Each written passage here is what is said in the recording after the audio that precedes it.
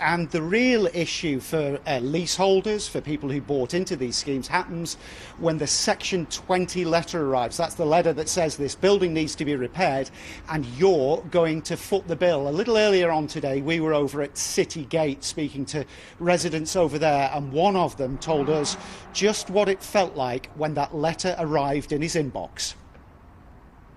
It was a Saturday morning. I'd just woken up, put a pot of coffee on, open my mail, and then to kind of read a letter which I didn't quite understand the way it was written. Alex De Giuseppe moved into his Citygate apartment in 2017. Earlier this year, an email arrived that said his building was wrapped in dangerous cladding, and as a homeowner, he'd have to foot the bill to make it safe. I can't begin to explain what the stress, the anxiety we face on a daily basis with regards to just the safety, that, the fact that the block that we live in is currently not safe. We're a constant fire risk, essentially, the fact because we do have the ACM cladding on the building, and then on top of that it's compounded by the bills that we're facing that have been proposed to us by our management agent. They say, due to the age of the building, the 10-year warranty has expired and the building's insurance does not cover these defects. The building they manage, Citygate, is wrapped in similar panels to Grenfell Tower. There's also wooden cladding that still hasn't been cleared as safe.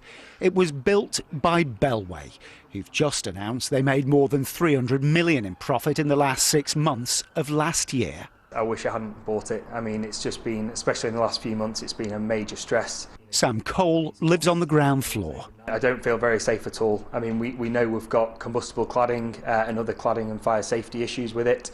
And to be honest, we haven't been given an in-depth survey yet. This is still to be done. In terms of the safety, we're not 100% sure how safe it is at all. And the financial stresses, it's a massive anxiety issue.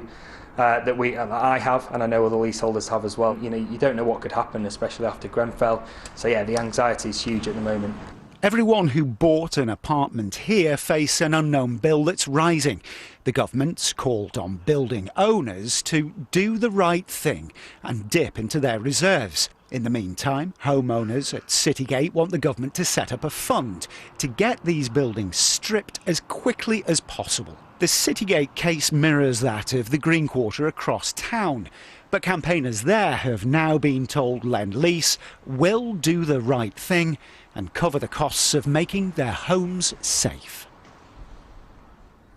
Well, that was Citygate. This is Skyline, as we said, and as you can see down there, the problem is what's behind that cladding, or rather, what's missing from behind that cladding. It's apparently a fire break that needs to be reinstalled or installed where it should have been. Amy and James bought into this building 2 years ago. Only earlier on this year, Amy, you found out that you've been living in a fire trap and that you may well have to pay to make this building safe. What's the stress been like for you both?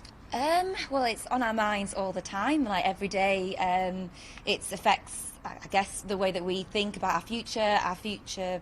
Well, this is going to be an investment for us, and we're meant to be getting married next year. So that's become very stressful with this. We were sat trying to look at our future and our pension because we're both actors, and now we don't know if we're going to have a pension in here because it's all being eaten up by this fund, by this paying for this cladding, basically. James, you bought this with Amy with money that had been bequeathed to you when you lost a very close relative. I mean, you must be, first off, sick at losing that. What do you think should happen now?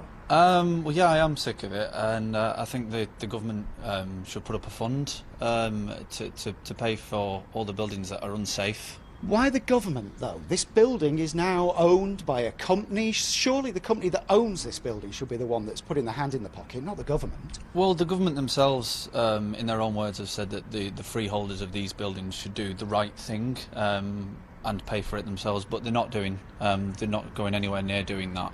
And it was building regulations at the time these were built that weren't up to scratch. So it falls on the government to actually fund this. Well, an open letter has gone to the minister in charge calling on them to set up that fund. It's been signed by residents in Citygate and over here in Skyline. Every day it appears that a new building comes to light, and we will keep you up to date with the latest as this story continues to develop. It's being called a national building scandal.